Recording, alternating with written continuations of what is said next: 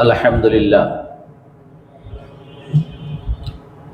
الحمد لله نحمده ونستعينه ونستغفره ونستهديه ونؤمن به ونتوكل عليه ونعوذ بالله من شرور أنفسنا ومن سيئات أعمالنا من يهده الله فلا مضل له ومن يضلله فلا هادي له وأشهد أن لا إله إلا الله وحده لا شريك له وأشهد أن محمدا عبده ورسوله الذي أرسله بالحق بشيرا ونذيرا وداعيا إلى الله بإذنه وسراجا منيرا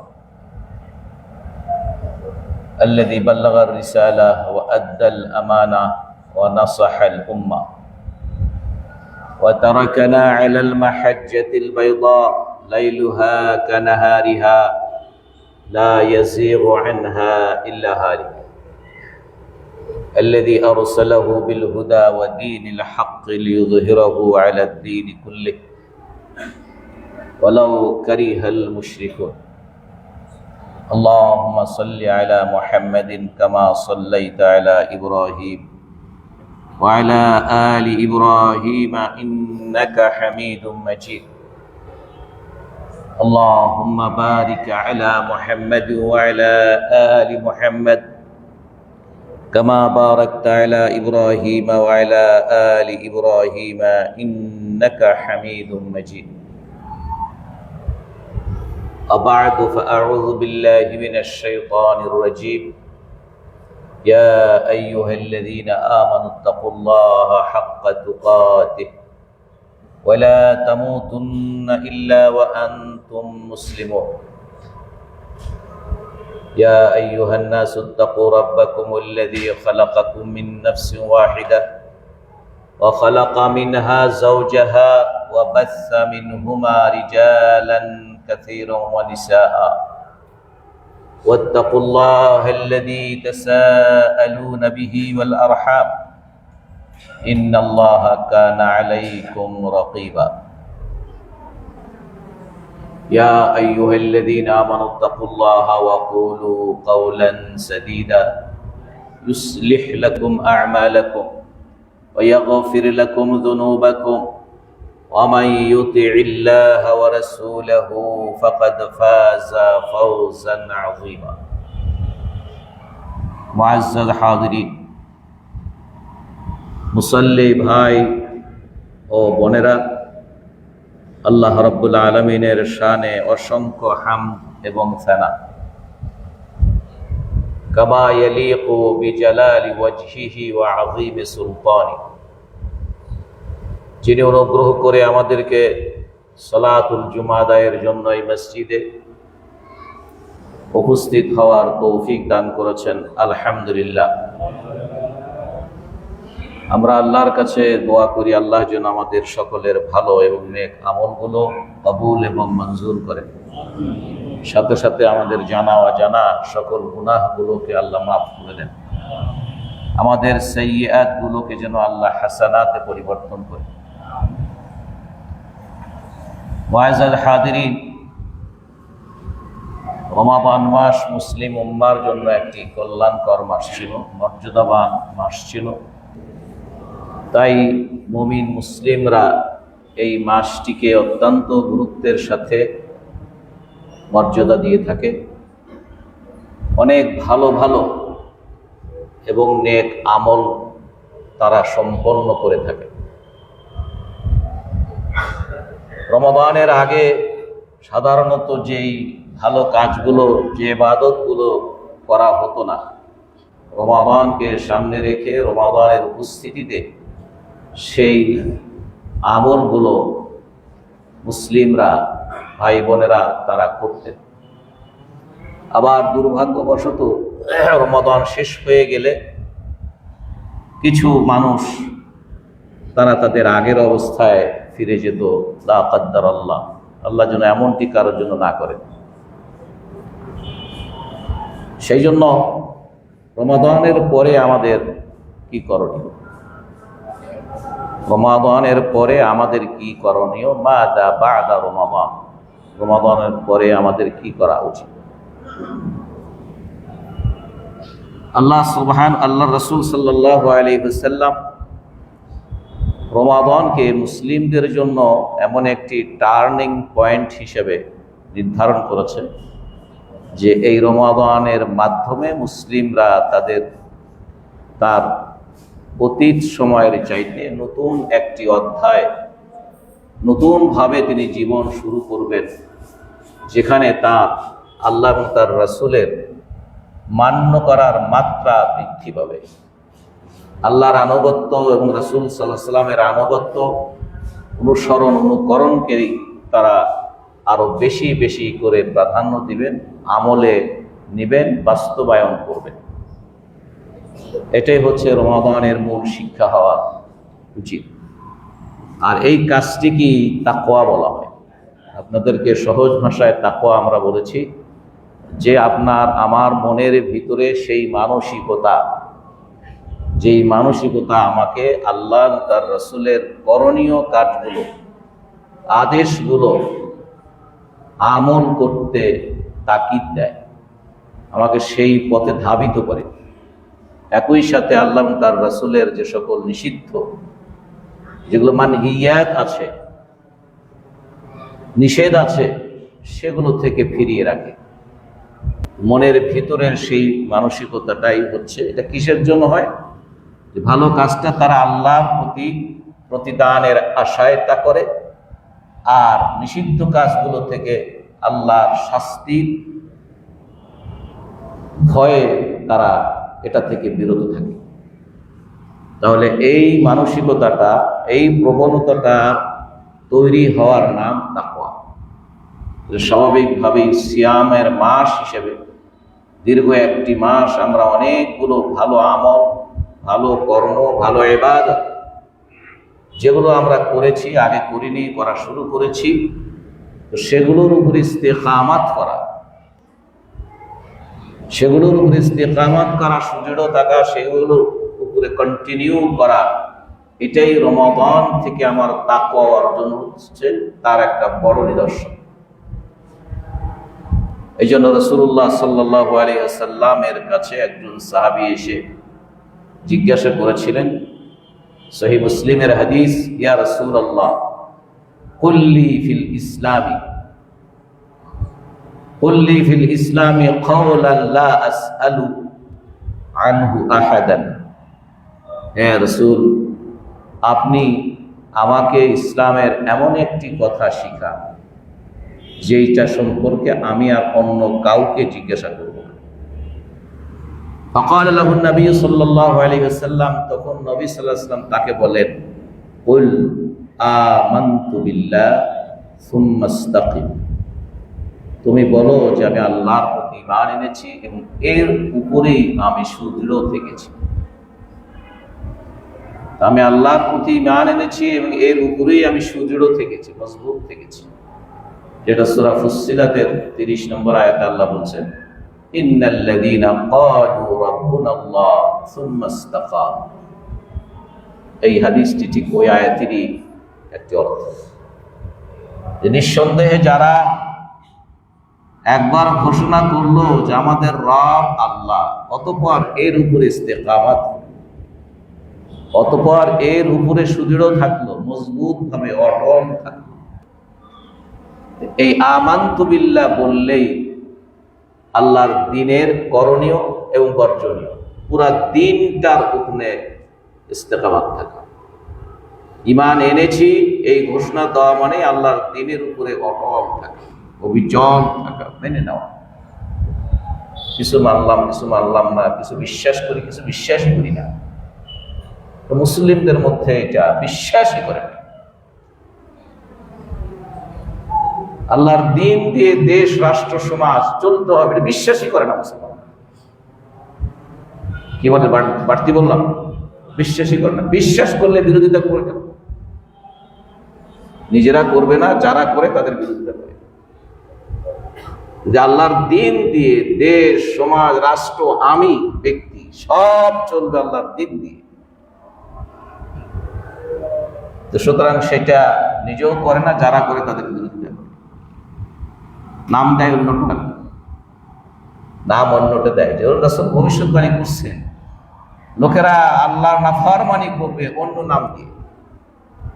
হারাম ইসলামে ওই নামে বলবে না, অন্য নাম দিয়ে সেটা করবে।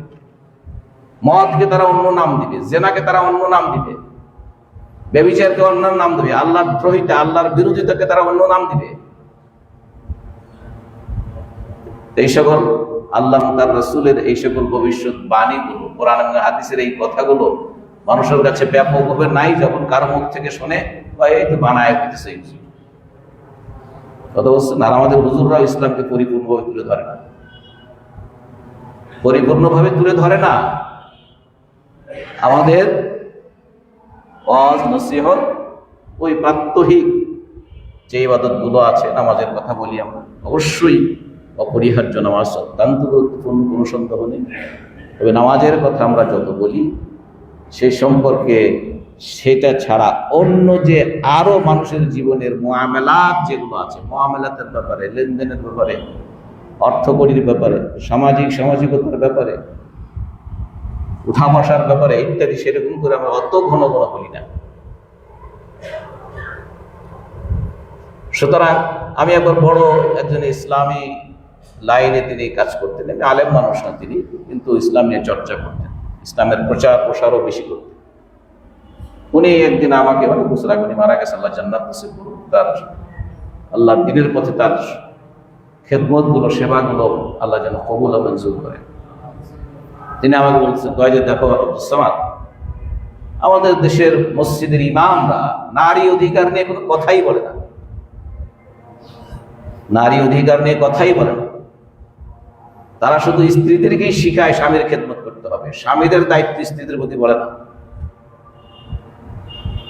নারীদেরও যে অধিকার আছে, এটা পাওয়ার ক্ষেত্রে, এটা দেওয়ার ক্ষেত্রে কোনো ইমাম সাহেবরা কথাই বলে না। উনি আমাকে বলতেছেন, আমি বললাম মোহতারাম, ঠিক আপনি যেভাবে একেবারে 100 বলছেন, বেশি এরকম না, কিছু কিছু বলে হয়তো আপনার কানে যায়নি, কিন্তু একেবারেই বলে না তা না, একেবারেই বলে না তা না। তার মানে এই বিষয়গুলো মুআমালাত, আমি আপনাদেরকে আরো বলছি যে মানুষের জীবনের যত কর্ম আছে, সমস্ত কর্মের সাথে যদি আমাদের নামাজ, রোজা, হজ, যাকাত এগুলো যদি একসাথে করে গোটা একজন মানুষের কর্মকাণ্ডকে যদি আমরা 100% করি, যে নামাজ, রোজা, হজ, যাকাত, উঠা বসা, ব্যবসা বাণিজ্য, লেনদেন, দেশ চালানো, সচেতনতা, দায়িত্ব পালন করা ইত্যাদি সব মিলে একজন মানুষের যদি 100% কর্ম বা অ্যাক্টিভিটিস ধরি, তাহলে এই নামাজ, রোজা, হজ, যাকাত, এই ধরনের জিকির, আজকার, কোরআন তেলাওয়াত, জানাজার নামাজ, এই ধরনের কাজগুলো একজন মানুষের জন্য আমার দৃষ্টিতে অনলি 10%, অথবা খুব জোর 20%, অথবা 15%, আর বাকি সবগুলো কাজ হচ্ছে এই দুনিয়ার সাথে সম্পর্কিত। বাকি সবগুলো কাজ হলো কি দুনিয়ার সাথে সম্পর্কিত। এই নামাজ, রোজা, হজ, যাকাত, জিকির, আজকার, এইটা নিয়ে আমরা কতক্ষণ ব্যস্ত থাকি? 24 ঘন্টা। এটা নিয়ে আমরা কত ঘন্টা ব্যস্ত থাকি? নামাজ, রোজা, হজ, যাকাত, কোরআন তেলাওয়াত, জিকির, আজকার ইত্যাদি, তাহাজ্জুদ সব মিলে কতক্ষণ সময় আমরা থাকি? তাহলে বাকি 24 ঘন্টার এই সময়গুলো এইখানে থাকলে বাকি সময়গুলো তো আমরা কি করি? তাহলে ওইটাই সংখ্যা বেশি না? এই জন্য মানুষের মুআমালা, যেটা এক বাক্যে মুআমালাত মানে এই ইবাদত যেগুলোকে আমরা বলছি, এই ইবাদতের বাইরে মানুষের আর যত কাজ আছে সবগুলো মুআমালাতের মধ্যে ধরছি। সেই মুআমালাত এটাই হচ্ছে মানুষের জীবনের 90% কাজ, এটাই মানুষের জীবনে 80% কাজ হচ্ছে এই কাজগুলো। সেই কাজগুলোতে ইসলাম কোথায় রাখছে আমরা? সেই কাজগুলোতে যেটা 80% মানুষের জীবনের 80% যেটা কভার করে তার কর্মকাণ্ড, সেই জায়গাতে ইসলামটাকে আমরা কোথায় রেখেছি? আমরা তো ইসলামের খোঁজ নেই শুধু নামাজ পড়ার সময়, কি বলেন, তাই না? তাও যার যার মতো করে রুকু হইলো কি সিজদা হইলো সে খেয়ালও কিন্তু নেই। এজন্য অনেকেই আছে, রাসূল বলছেন রুকু করবা এমন ভাবে যাবা, রুকুতে যতক্ষণ থাকবা এমন ভাবে তোমার এই মাথা, পিঠ একেবারে কিভাবে থাকবে বলা আছে না, এগুলা ওইসব ধার ধারে না। উটের মতো রুকু করতে রাসূল নাই করছে, উটের মতো। তো সেটা আমরা করি বা সে খেয়ালও করি না। পরে সেখানে তাসবিহগুলো পড়ার কথা বলা আছে। কেউ আছে কতক্ষণ পড়ি, কয়টা পড়ি সেটাও খেয়াল করি না, যায় দেখি আর ওঠে লাভ নেই। আচ্ছা, ওঠায় আবার দাঁড়াইতে বলছে রাসূলুল্লাহ সাল্লাল্লাহু আলাইহি ওয়াসাল্লাম, হাত্তা তা'তাদিলা কাইমান, একেবারে পুরো দস্তুর তুমি দাঁড়িয়ে যাবা। শটান দাঁড়িয়ে থাকা একটু অবস্থান নিবা। কারণ হাদিসের ব্যাখ্যায় হলো যে তুমি এইভাবে তোমার কোমরটা বাঁকা করার কারণে তোমার রগগুলো যে বাঁকা হয়েছে, এটা আবার সোজা হওয়ার পরে যাতে সেই রগগুলো আবার তার পূর্বের জায়গায় ফিরে আসে। একটা অ্যাকশন আছে এখন, এটাতে আবার দাঁড়াবা, এই দাঁড়াতে ওই জিনিসগুলো আবার যেন স্ব জায়গায় স্বাভাবিকভাবে ফিরে আসে। এতক্ষণ you have to stand up, এতক্ষণ তোমাকে দাঁড়িয়ে থাকতে হবে। এটাকে বলা হয় ইতিদাল আল আরকা। আমাদের ভিতরে যে কাজগুলো আছে সেই কাজগুলো স্বাভাবিকতা, এটার সমন্বয়টা যেন হয়, এই জন্য দাঁড়িয়ে থাকাটাও কিন্তু ফরজ। রুকুর থেকে সোজা হয়ে দাঁড়ানো কি ফরজ? হানাফি মাযহাব এটাকে ওয়াজিব বলেছে। তা ওয়াজিব আর ফরজের মধ্যে উলামায়ে কেরাম পার্থক্য করেন, খুব সামান্য ক্ষেত্রে পার্থক্য করেন। এটা আমরা কয়জন খেয়াল করি? আপনি আজকেই নামাজ পড়ার সময় দেখবেন, যখন সুন্নত পড়বে তাকায় দেখবেন যে রুকুর থেকে কয়জন মানুষ সোজা হয়ে দাঁড়িয়ে তারপরে আস্তে ধীরে সিজদা দিতে যায়? কয়জন মানুষ? মানে যেই জায়গাতে আমরা ইসলামকে জিজ্ঞেস করি, ইসলামকে মানি, সেই জায়গাতে এই অবস্থা। আর যেই জায়গাতে আমি যখন বেচাকেনা করতে যাচ্ছি, আমি যখন এই করতে যাচ্ছি, আমি যখন এই কন্টাকে যাচ্ছি, আমি যখন ওই করতে যাচ্ছি, সেইখানে ইসলামের নির্দেশনা কি, কে কয়জন ভাবে না? কেউ ভাবে? কেউ। অথচ সেখানে কি ইসলামের রীতিনীতি নাই? ওখানে কি সেখানে ইসলামের বিধান নাই? বললাম তো, আপনি থুতুটা ফেলবেন কেমনে, সেখানেও বিধান আছে, তাই না? এই যে নামাজের মধ্যে থুতু আসলে কেমনি থুতু ফেলবেন সে নিয়ম বলা আছে। তো সুতরাং এই জন্য এই যে কথায় কথায়, মানে বিশেষ করে রাজনীতি যারা করে, কথায় কথায় তারা শুধু ধর্মকে নিয়ে এসে বলে কি ধর্মভিত্তিক রাজনীতি, এটা চলবে না। আরে ভাই, আপনি মুসলিম, আপনার পুরা জীবনটাই ইসলাম, আপনার পুরা জীবনটাই ইসলাম, আপনি এই কথাটা কিভাবে বলেন? ধর্মভিত্তিতে গড়ে ওঠা অমুক দেশ, সেই দেশ তো ভালো চলতে পারে না। আজকেও আছে বিভিন্ন পত্রিকায় বিভিন্ন জনের উক্তি, আজকেরও পত্রিকাতে বিভিন্ন জনের উক্তি আছে এরকম। সুতরাং ভাইয়েরা আমার, এভাবে আমরা আল্লাহর দিন থেকে সরে থাকি, এভাবে আল্লাহর দিন থেকে সরে থাকি। আল্লাহ বলছে যে আমি তো এই দিন ইসলামকে পরিপূর্ণ করে দিয়েছি। পরিপূর্ণ কার জন্য? মানুষের জীবনের জন্য পরিপূর্ণ, নাকি বলেন? নাকি অন্য কারোর জন্য? মানুষের প্রয়োজন, যদি বিয়ে তার জীবনের জন্য প্রয়োজন হয়, তো এই বিয়েরও নিয়ম দেওয়া আছে বলা ইসলামে। আমাদের বহুবার বলছি, পাত্রী কার, কোন ধরনের পাত্রী আপনি পছন্দ করবেন। আমি শুনেছি, অথবা পড়েছি যে যারা কমিউনিস্ট পার্টি করে, মাও সেতুং, তারা মাও সেতুংয়ের দর্শনে মেয়ে পছন্দ করে। কারণ আমি 1982 সাল না 75 সাল থেকে প্রায় 84-85 সাল পর্যন্ত আমাদের এলাকায় পূর্ব বাংলা কমিউনিস্ট পার্টির লোকেরা কাজ করত। এইসব নেতাদের সাথে আমার তখন ওঠাবসা ছিল, আমি তাদের কাছে অনেক কথা শুনছি। কিন্তু আশ্চর্য, ওই লোক তো উনি আমাদের এলাকার ছোট ছোট ছেলেপেলেরা এই স্কুল কলেজে ক্লাস 5, 6, 7, 8, ক্লাস 10 কলেজের ফার্স্ট ইয়ারে পড়াশোনা করে, এইসব ছেলেপেলেদেরকে টার্গেট করে, সাধারণ লোকদের যারা মাঠের শ্রমিক তাদেরকে টার্গেট করে তাদের দলে ফেরায়, ওদের কথাবার্তা শোনায়। কিন্তু আমি এই মাস্টার ভদ্রলোক, উনি মাস্টার হিসেবে পরিচিত, এই ভদ্রলোকের সাথে আমি অনেক ওঠা বসা করেছি। কিন্তু তিনি কেন যেন আমাকে এই দীর্ঘ 10 বছর কেন যেন আমাকে তার পূর্ব বাংলা কমিউনিস্ট পার্টির কোনো দাওয়াত কখনো আমাকে দেয়।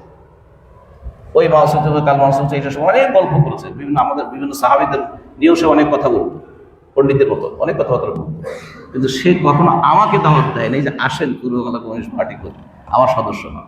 অথচ ভাতিজা, ভাই, তাই ইত্যাদি বহু পাড়ার সমস্ত ছোট ছোট বাচ্চাদেরকে পর্যন্ত এই শিক্ষায় শিক্ষিত করেছে। তো সুতরাং সেই জন্য বলছি যে এগুলো তো আমরা দেখেছি, জানি।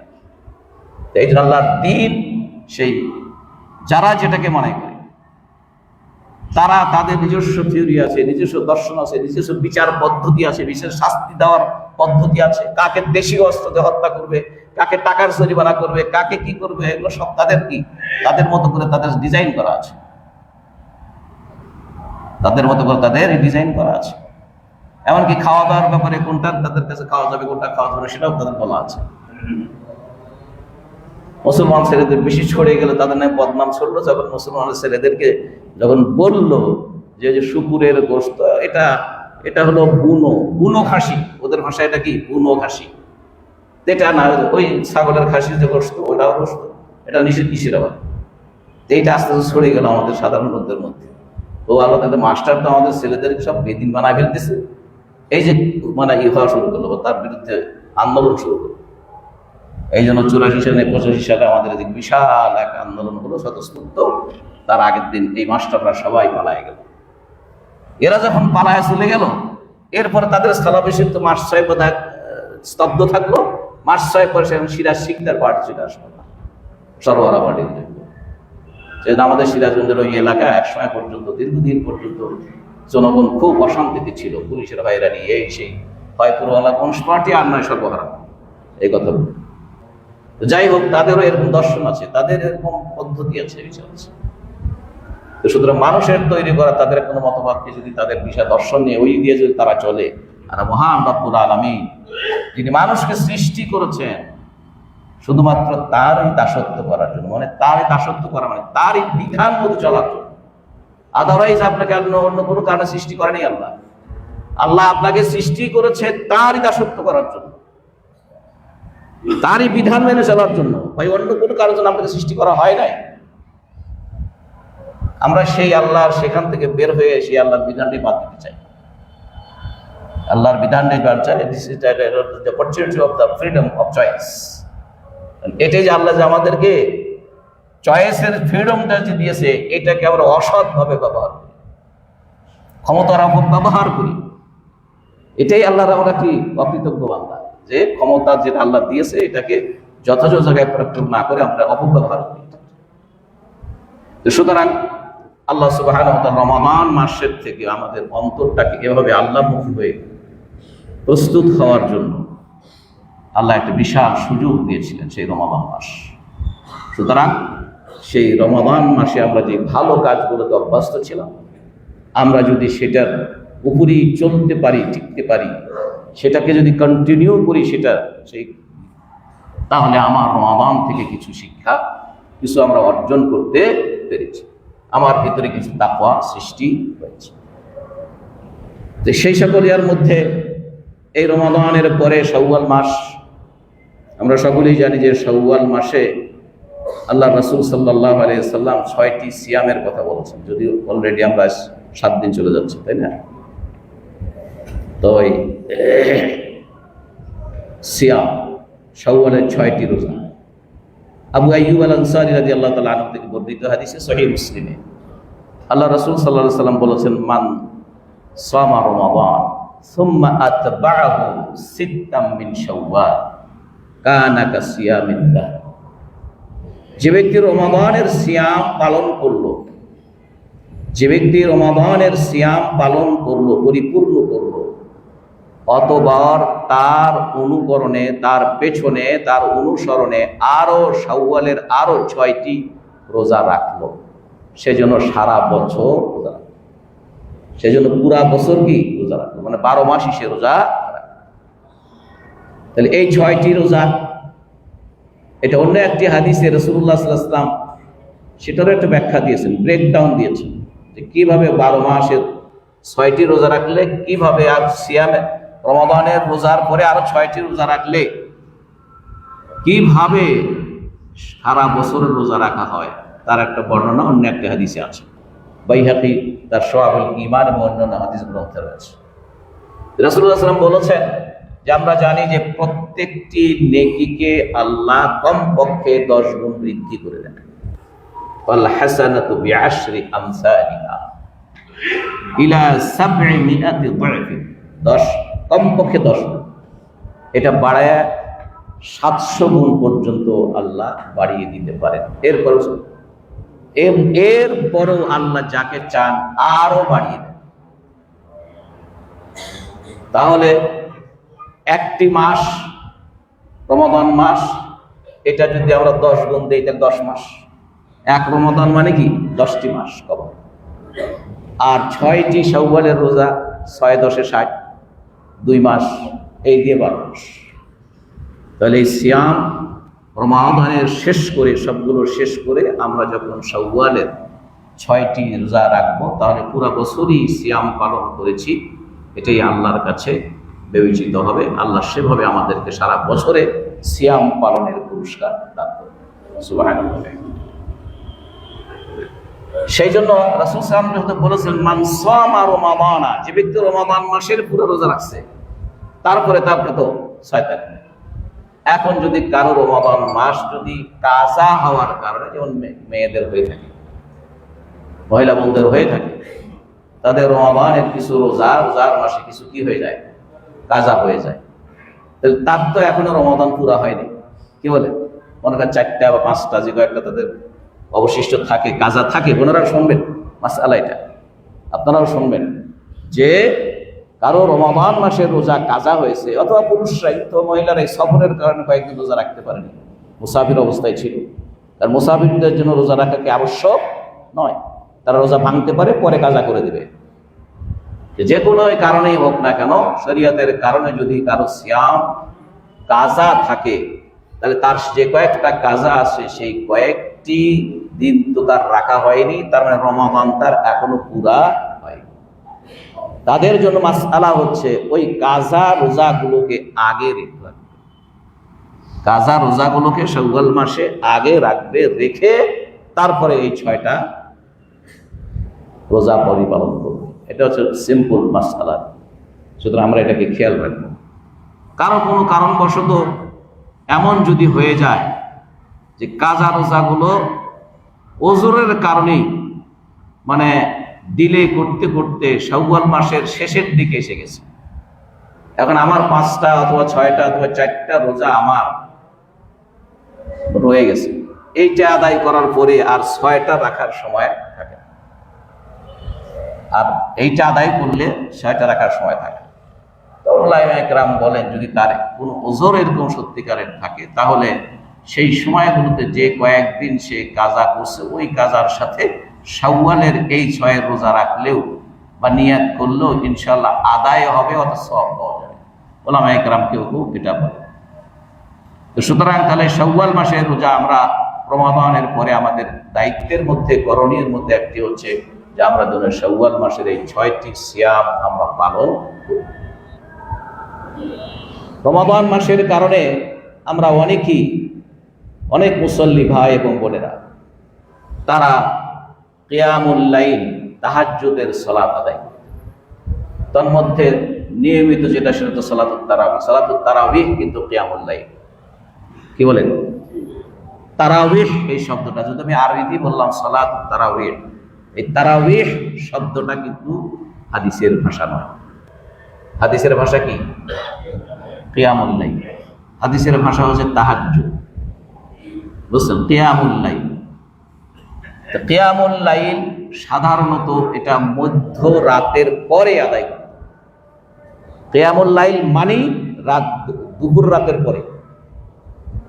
তাহলে আমরা তারাবি তো সবাই রেডি করি, এটা সাহাবাই কেরাম পড়েছেন, এই জন্য উলামায়ে কেরাম জায়েজ বলে। এই জন্য আমরা তারাবির নামাজ যে এই রাতেই পড়ি, ঈশার নামাজের পরে, এটা আমরা একটা জায়েজ আছে সেই জন্য পড়ি, এইটা উত্তম অক্ত নয়। কথা কি বুঝতেছেন সবাই? এটা আবার ভুল বুঝতেছেন নাকি, যে সারা জীবন পড়ে আসতেছে, ওই হুজুর ভাই যে উত্তম নয়। উত্তম কোন অক্তে পড়া? রাত দুপুরের পরে পড়া। রাসূলুল্লাহ সাল্লাল্লাহু আলাইহি ওয়াসাল্লাম যে কয়েকদিন পড়েছেন, সেই কয়েকদিনে তিনি ঈশার নামাজ শেষ করে বাড়িতে গেছেন, তারপরে ঘুমায় হোক, যেমনি হোক, অনেক পরে তিনি আবার মসজিদে এসে নামাজ পড়া শুরু করেছেন। তিনি কিন্তু মসজিদের ভিতরে যে সাহাবী যারা ছিলেন, তাদেরকে কিন্তু ডাকেন নাই, তিনি এসে নিয়ত করছেন। তিনি এসে নিয়ত করেছেন। আর সাহাবায়ে কেরাম যারা মসজিদের মধ্যে ছিলেন, তারা দেখছেন যে রাসূল নামাজ পড়ে যায়, ঈশার পরে যায়, আবার এসে নামাজের নিয়ত করুন, ওনারা তাদের পিছনে ইক্তেদা করছেন, রাসূলের পিছনে ইক্তেদা করেছেন, এভাবে পড়েছেন। সেহরির সময় হয়ে গেছে, এটা পরের দিন খবর হয়ে গেছে যে কি রাত্রে ঈশার নামাজের পরে রাসূল সাল্লাল্লাহু আলাইহি ওয়াসাল্লাম আরো পরে এসে তিনি আবার নামাজ শুরু করেছেন, আমরা পড়ছি। এখন যারা পড়তে পারে নাই তাদের আগ্রহ হয়েছে, তাহলে আমরা বাদ পড়লাম, এজন্য পরের রাতে লোক বেশি হয়েছে। পরের রাতে রাসূল ওই পরের দিনও ওই ঠিক ওই ধরনের টাইমে এসে রাসূল শুরু করছেন, লোকেরা করছে। তো এটা আরো খবর হয়ে গেছে। আজকেও রাসূল আসছিলেন, আজকেও নামাজ শুরু করেছেন, করছেন, আমরা তার সাথে করছি, দেখছি যে লোকের সংখ্যা বেশি। এই জন্য তৃতীয় রাতে মসজিদ পুরা হয়ে গেছে। রাসূল এরকম করে পর্দা সরায় দেখে মসজিদ পুরা, তখন তিনি আর বের হন নাই। বের না হয়ে কখন হয়েছে? ওই ফজরের আযানের সময়, ফজরের নামাজের সময় বের হয়ে নামাজ পড়ে তারপরে বলছেন, সাহাবীরা তোমরা যা করেছো তা আমি দেখেছি, কিন্তু আমি এই আশঙ্কায় শেষ এই তৃতীয় রাতে বের হই নাই যে আমি ওই নামাজটা এভাবে কন্টিনিউ করার কারণে আল্লাহ এটা খরচ করে দেয় কিনা, এই আশঙ্কায় আমি আর বের হই নাই। রাসূল সাল্লাল্লাহু আলাইহি ওয়াসাল্লাম যখন এটা বলেছেন, তখন উপস্থিত সকল সাহাবায়ে কেরামদের মনে হয়েছে যে তাহলে এই নামাজটা অত গুরুত্বপূর্ণ নয়। এই জন্য তারা এটা আমলের ক্ষেত্রে, পরবর্তীতে আমলের ক্ষেত্রে তারা সিরিয়াস ভাবে নেয়নি। যার মনে হয়েছে সে পড়েছে, একা একা পড়েছে, কেউ বাড়িতে পড়েছে, কেউ একা একা পড়েছে মসজিদে। এভাবেই চলতেছিল। রাসূল সাল্লাল্লাহু আলাইহি ওয়াসাল্লামের ইন্তিকাল হয়েছে, আবু বকর রাদিয়াল্লাহু আনহু 2 বছর, ওনার খেলাফত আমল 2 বছর ছিল, 2 বছর পার হয়ে গেছে। এভাবেই একটা নন ইম্পর্টেন্স ইবাদত নামাজ হিসেবে তারা বিবেচনা করে ওইরকম করে তারা পড়েছে, যার যার মতো, কেউ কেউ একজন দুইজনের। এটাই উদ্ঘাটন হলো যে ওমর রাদিয়াল্লাহু তাআলা আনহু, আব্দুর রহমান আল কারি, এই হাদিসের বর্ণনাকারী, সহিহ বুখারীতে রয়েছে, তিনি বলছেন যে আমিরুল মুমিনিন ওমর আব্দুল খাত্তাব রাদিয়াল্লাহু তাআলা আনহুর সাথে আমি একবার মসজিদে নববীতে ঢুকলাম, যে আমরা দেখলাম যে লোকেরা সালাত আদায় করছে একজন একজন করে বা দুইজন দুইজন করে জামাত করে, কোথাও তিনজন তিনজন করে জামাত করে, বিক্ষিপ্ত ইতস্ত বিক্ষিপ্ত ভাবে চার চার মতো নামাজ পড়ছে। তখন ওমর রাদিয়াল্লাহু আনহু বললেন, তোমরা যদি একজন ইমামের পিছনে জামাতের সাথে যে নামাজগুলো পড়তেছো, এটা যদি তোমরা পড়তা তাহলে ভালো, সেটাই ভালো ছিল। পরের রাতে না 7-8 দিন পরে ওই একই সাহাবী তিনি বলছেন, আমি বেশ কয়েকদিন পরে আবার আমিরুল মুমিনিনের সাথে মসজিদে নববীতে গিয়ে দেখি লোকেরা সবাই একজন ইমামের পিছনে এক জামাতের সাথে আদায় করছে। আর ওমর আব্দুল খাত্তাব রাদিয়াল্লাহু তাআলা তখন বললেন, নি'মাতুল বিদআতু হাদিহি, কত চমৎকার এই নতুন পদ্ধতিটা। বুঝতে পারছেন? এটাই হচ্ছে তারাবি সংক্রান্ত সহিহ বুখারীর বর্ণনা, হাদিসে রাসূল সাল্লাল্লাহু আলাইহি ওয়াসাল্লাম বলেছেন।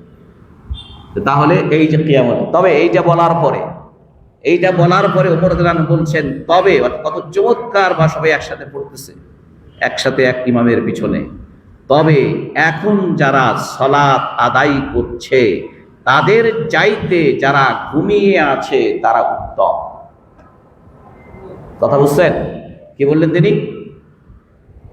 এখন যারা ঘুমিয়ে আছে তারা উত্তম, যারা এখন সালাত আদায় করছে। কেন উনি এই কথা বললেন? কেন?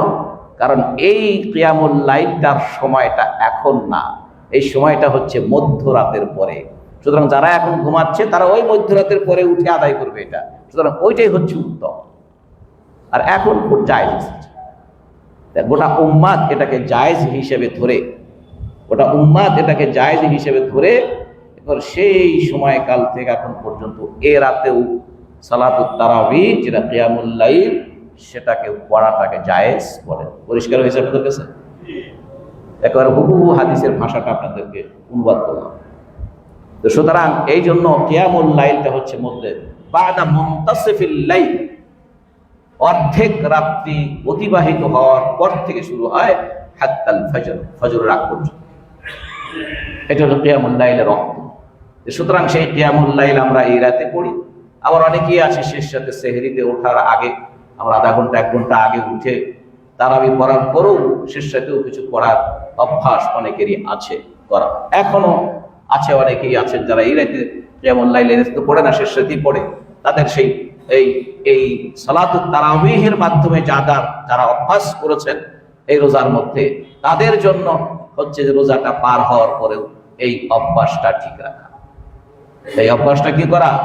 ঠিক রাখা। এটা আমাদের রমাদানের পরে আমাদের করণীয়, এটা একটা করণীয়। কারণ এই কিয়ামুল লাইল রাসূলুল্লাহ সাল্লাল্লাহু আলাইহি ওয়াসাল্লাম বলেছেন, ইন্নাহু দা'বুস সালিহিন, এটাই হচ্ছে আল্লাহর অনুগত নেককার বান্দাদের তাদের অভ্যাস, তারা কিয়ামুল লাইলের নামাজ সালাত তারা আদায় করে।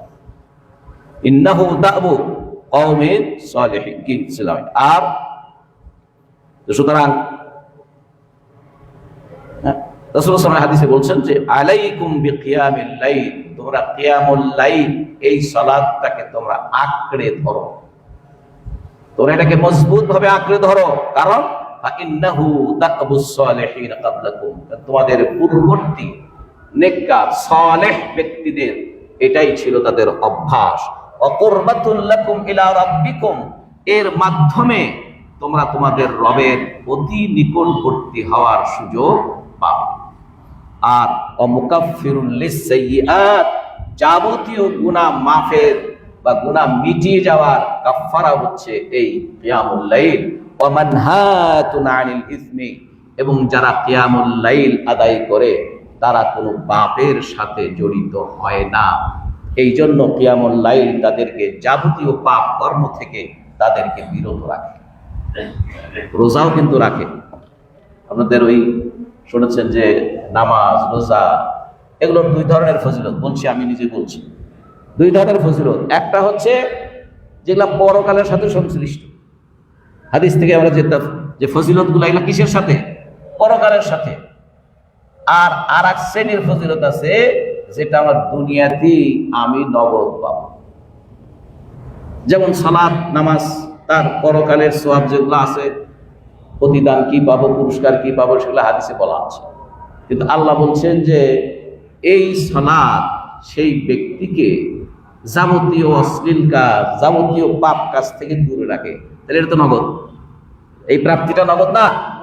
আমার নামাজ আমাকে যাবতীয় অশ্লীল কাজ থেকে বিরত রাখছে এবং যাবতীয় পাপ কাজ থেকে আমাকে দূরে রাখছে। তাহলে আমি সিন ফ্রি একজন মানুষ, আমি নিষ্পাপ মানুষ, আমার নামাজ আমাকে নিষ্পাপ করবে। আর এটা তো বলেছি যে যে কোনো পাপ অবধারিত ভাবে আল্লাহর হক নষ্ট করে এবং মানুষের হক নষ্ট করে। আপনার আমার যে কোনো পাপ আল্লাহর হক নষ্ট করে, আবার বান্দা বা সৃষ্টির হকও নষ্ট করে। আল্লাহ তো চান না যে এক বান্দা দিয়ে, এক মানুষকে দিয়ে আর এক মানুষের কোনো অধিকার নষ্ট হোক, তার অধিকার, তার হক নষ্ট হোক, তার দ্বারা সে প্রতারিত হোক, তার দ্বারা সে নিষ্পেষিত হোক, তার দ্বারা সে শোষিত হোক। এটা আল্লাহ কখনো চান না। কারণ আল্লাহ দুইটো কাজ, একটা কাজ হচ্ছে বান্দা কেবল মাত্র আল্লাহর দাসত্ব করবে, আল্লাহর দায়িত্ব হচ্ছে এই বান্দাদেরকে আল্লাহ সুখে রাখবেন, শান্তিতে রাখবেন, নিরাপত্তায় রাখবেন। কথা বলছেন? তাহলে আমার সেই শান্তি, আমার দ্বারা অন্য বান্দার, অন্য মানুষের সেই শান্তি, নিরাপত্তা, সুখ যদি বিঘ্নিত হয়, আমার যে কোনো পাপের কারণে তা সেটা বিঘ্নিত হয়। যে কোনো পাপের কারণে সেটা কি হবে? বিঘ্নিত। আমি যখন কারোর সঙ্গে প্রতারণা করি, তাহলে যার সাথে প্রতারণা করলাম তার ক্ষতি না? কি বলেন? তার ক্ষতি না? সে সুখ হইল বল থেকে, আমার কাছে প্রতারিত হচ্ছে, আমার কাছে সে প্রতারিত হচ্ছে। এভাবে আমি যদি আপনাকে মিথ্যে কথা বলি, তাহলে আপনি প্রতারিত হচ্ছে, মিথ্যার মাধ্যমে আপনার কোনো না কোনো ক্ষতি হচ্ছে। এমনকি একটা অপপ্রচারও অনেক বড় ধরনের ক্ষতি হয়, ক্ষতি করে, ঠিক না? আল্লাহ এগুলোর শাস্তির কথা বলছে। সেই জন্য যে কোনো পাপ আল্লাহর হকও নষ্ট করে, মানুষের হকও নষ্ট করে, মানুষের হকও নষ্ট করে।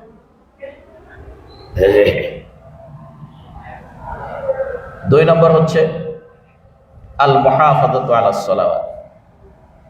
রোজার মাসে আমরা সাধারণত সবগুলো নামাজি, যে লোকগুলো মাঝামাঝি পড়তো, জোহর পড়তো, আসর পড়তো না, আবার আসর মাগরিব পড়লে ফজর পড়তো না, সেই লোকগুলোও কিন্তু রমাদান মাসে সবগুলো নামাজই পড়ছে। কি বলে? সাধারণত সবগুলো নামাজই তারা আদায় করেছে এবং মসজিদে জামাতের সাথে আদায় করার চেষ্টা করেছে। যার কারণে রমজান মাসে মসজিদগুলোতে মুসল্লির সংখ্যা আমরা বেশি দেখি। তাহলে আল মুহাফাযাতু আলাস সালাওয়াত মা'আল জামাআহ, রমাদানের পরে, রমজানের মাস অতিবাহিত হওয়ার পরে আমাদের জন্য করণীয় হচ্ছে এই জামাতের সাথে সকল নামাজগুলো, সকল ফরজ নামাজগুলো যথাযথভাবে আদায় করা। আল্লাহ সুবহানাহু ওয়া তাআলা বলেছেন, হাফিজু আলাস সালাওয়াত, তোমরা সকল নামাজকে সংরক্ষণ করো, হেফাজত করো, মানে সঠিকভাবে আদায় করো। ওয়া হাফিজু আস-সালাতিল উসতা, এবং আসরের নামাজের কথা আল্লাহ বিশেষভাবে বলেছেন। তোমরা সকল ফরজ নামাজগুলো এর সংরক্ষণ করো, হেফাজত করো, বিশেষ করে আসর নামাজ। এই বিশেষ করে আসর নামাজ মানে অন্যগুলো বাদ দিয়ে শুধু আসর নামাজটা পড়লাম, বিষয়টা কিন্তু এরকম না। এটাকে স্পেশালি আল্লাহ বলেছেন, কারণ আল্লাহ ভালো জানেন যে অনেক মানুষ তারা আসর নামাজের নামে গাফলাতি করে, ঘুমায় থাকে ইত্যাদি। সুতরাং ওয়াকুমু লিল্লাহি কানিতিন, আর সদা সর্বদা আল্লাহর ফরমাবরদারি, আল্লাহর অনুগত হয়ে চল। সব সময় তুমি আল্লাহর একজন অনুগত বান্দা হয়ে চলো। তাহলে বলেন, আল্লাহ নিজে আমাদেরকে সব সময় তার অনুগত হয়ে চলতে হচ্ছে। রাসূলুল্লাহ সাল্লাল্লাহু আলাইহি ওয়াসাল্লাম বলেছেন, একটি লম্বা হাদিসে, সেই হাদিসের মধ্যে রাসূল সাল্লাল্লাহু আলাইহি ওয়াসাল্লাম বলেছেন যে আমি কি তোমাদেরকে এমন কিছু কাজের কথা বলবো যেই কাজগুলো করলে সেই কাজগুলোর বিনিময়ে আল্লাহ তোমাদের সকলের গুনাহগুলোকে মাফ করে দেবেন, মিটিয়ে দিবেন, মুছে দেবেন, এবং তোমাদের সম্মান এবং মর্যাদাকে বৃদ্ধি করে দেবেন। সেই কাজগুলো কি? সে কাজ ইসবাগুল ওযু আলাল মাকারি। মনে চায় না এই বিশেষ করে শীতের দিন অথবা যেখানে প্রচন্ড গরম পানি, ওই পানি আর ওই ঠান্ডা পানি অথবা গরম পানি দিয়ে ওযু করতে মনে চায় না। নামাজ পড়তে গেলে তখন ওযু করতে হবে, কিন্তু মনে চায় না, তারপরেও ওযু করা।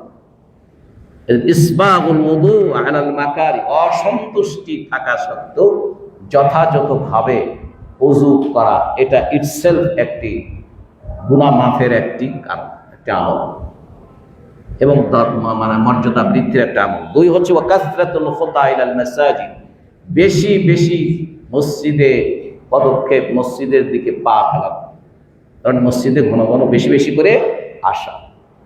ওয়ান্তিজারুস সালাতি বাদাস সালাহ, এবং এক নামাজের পরে আরেক নামাজের জন্য অপেক্ষা করা, এক নামাজের পরে আরেক নামাজের অপেক্ষা করা। এর ব্যাখ্যায় মুহাদ্দিসিন ইকরাম বলেন, এটার মধ্যে এটাও শামিল, আক্ষরিক অর্থেও, যা আপনি আসর করেছেন, আপনি এশা পর্যন্ত বা মাগরিব পর্যন্ত অথবা এশা পর্যন্ত অপেক্ষা করলেন, মসজিদে বসে অন্যান্য জিকির আজকার করলেন, কোরআন তেলাওয়াত করলেন, যদি আপনার কাজকর্ম না থাকে। অথবা আপনি বের হয়ে গেছেন,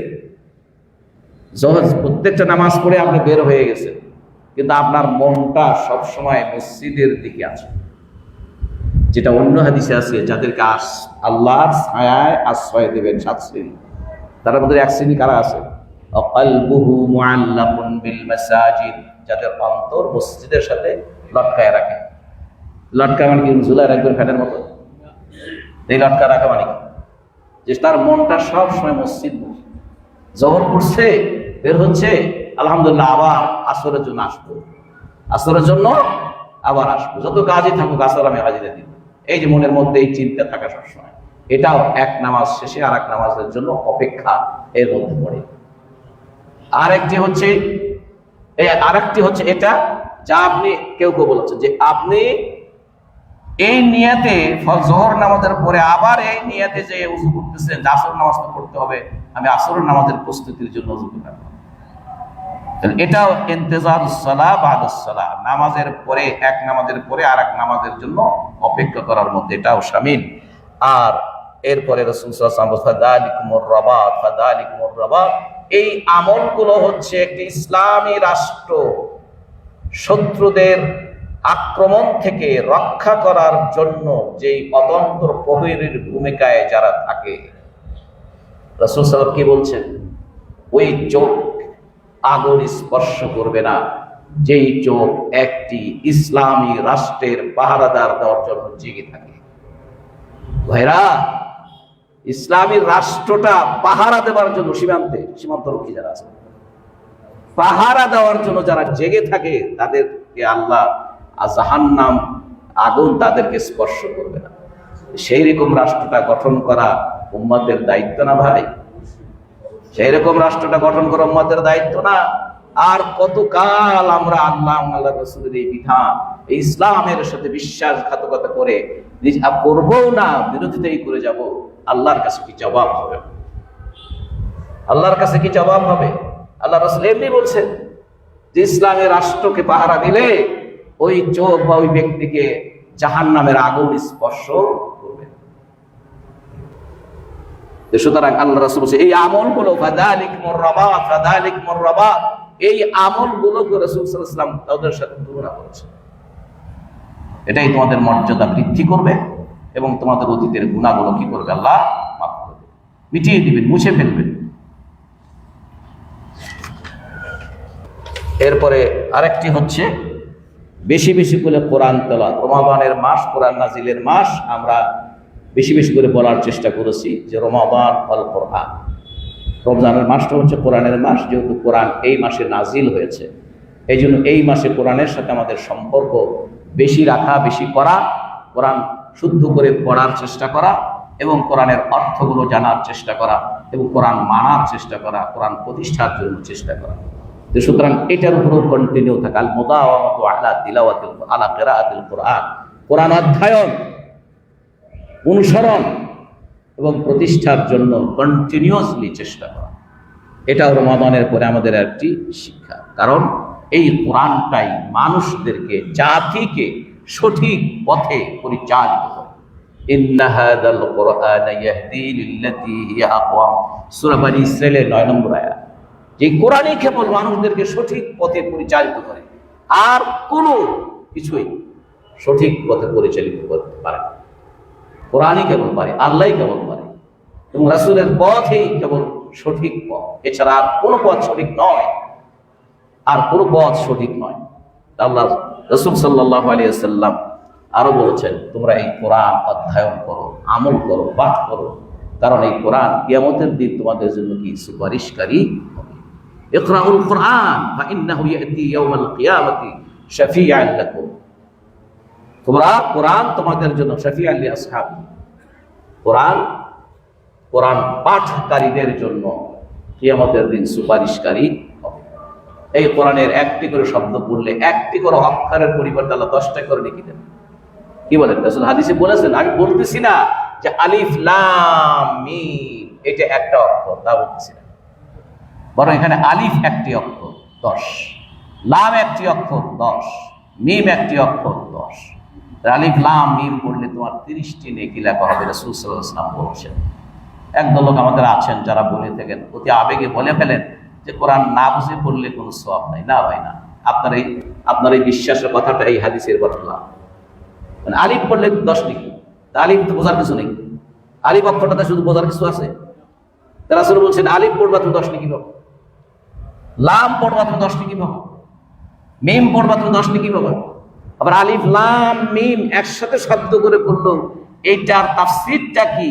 এটা সমস্ত তাফসীরে লেখা আছে আল্লাহু আ'লামু বিমুরাদি, এর দ্বারা কি বোঝায় আল্লাহ ছাড়া আর কেউ জানে না। তাহলে আপনি যে বললেন যে কোনো সওয়াব নেই, আলিফ লাম মিম আমি তো জানি না, এর অর্থ জানি না, আমি সব পাবো না। কাফ হা ইয়া আইন সাদ, ওই যে হুরুফ মুকাত্তাআত যেগুলোকে বলা, যে সূরাগুলো শুরু হয়েছে আলিফ লাম রা, আলিফ লাম না মিম, এরকম যেগুলো আছে, কাফ যেগুলো আছে, তাহলে এগুলো পড়লে সব নেই। এই জন্য ভাই আবেগে হওয়া যাবে, আমাদের আবেগ সব কিছু নিয়ন্ত্রিত হবে আল্লাহ ও তার রাসূলের বিধানের মধ্যে। আল্লাহ আমাদের কথাগুলো বোঝার তৌফিক দান করুন। বেশি বেশি করে তওবা এবং ইস্তিগফার করা, বেশি বেশি করে তওবা এবং ইস্তিগফার করা, কারণ আল্লাহ সুবহানাহু ওয়া তাআলা তওবাকারীকে বেশি পছন্দ করেন। রাসূল বলছেন, আল্লাহ রাসূল বলছেন যে তোমরা তওবা করতে করতে বিরক্ত হয়ে যাবে, ক্লান্ত হয়ে যাবে, কিন্তু আল্লাহ তোমাদের তওবা কবুল করতে ক্লান্ত হন না, তিনি ক্লান্ত হন না। রাসূল বলছেন, আমি দিন সহিহ মুসলিমের হাদিস, আমি দিনের মধ্যে 100 বার, অন্য একটা বর্ণনা আছে শুধু 100 বার আমি আল্লাহর কাছে তওবা করি, ইস্তিগফার করি। ইন্নী আতুবু ইলাল্লাহি বিকুল্লি ইয়াউমিন 100 মাররা, 100 বার আমি আল্লাহর কাছে তওবা। তা আল্লাহ তার রসুলকে রাসূল তওবা করেন, রাসূলের সমস্ত আগে পরে সকল গুনাহ আল্লাহ মাফ করে দিয়েছে। কি বলেন? রাসূল তার জবাবে কি বলছে? আফালা আকুনা আবদান শাকুরা, আমি কি আল্লাহর কৃতজ্ঞ বান্দা হব না? সুতরাং রমাদানের পরে এই কর্মগুলো আমাদের জন্য কন্টিনিউ করা, এগুলোর উপরে অবিচল থাকা, এটা আমাদের দায়িত্ব এবং কর্তব্য। আল্লাহ আমাদের সকলকে কথাগুলো বোঝার তৌফিক দান করুন। বারাকাল্লাহু লানা ওয়া লাকুম ফিল কুরআনিল আযীম ওয়া নাফা'নি ওয়া ইয়্যাকুম বিমা ফীহি মিনাল আয়াতি ওয়ায যিকরিল হাকীম। আকুলু কাওলি হাযা ওয়া আস্তাগফিরুল্লাহ লি ওয়া লাকুম ওয়া লিসাইরিল মুমিনিন ফাস্তাগফিরু ইন্নাহু হুয়াল গফুরুর রাহিম। আলহামদুলিল্লাহি ওয়াহদা ওয়াসসালাতু ওয়াসসালামু আলা মান লা নাবিয়্যা বা'দা। আম্মা বা'দ ফাইন্না আহসানাল হাদীসি কিতাবুল্লাহ ওয়া আহসানাল হাদী হাদিয়ু মুহাম্মাদিন সাল্লাল্লাহু আলাইহি ওয়াসাল্লাম وشر الأمور محدثاتها وكل محدثة بدعة وكل بدعة ضلالة وكل ضلالة في النار أو كما قال عليه الصلاة والسلام।